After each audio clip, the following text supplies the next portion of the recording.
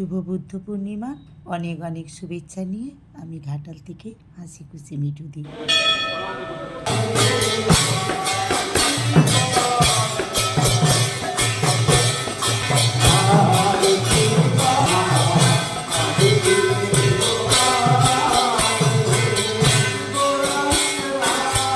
তো বন্ধুরা, তোমরা এতক্ষণে নিশ্চয়ই বুঝতে পেরে গেছো আমি কৃষ্ণ মন্দিরে এসেছি।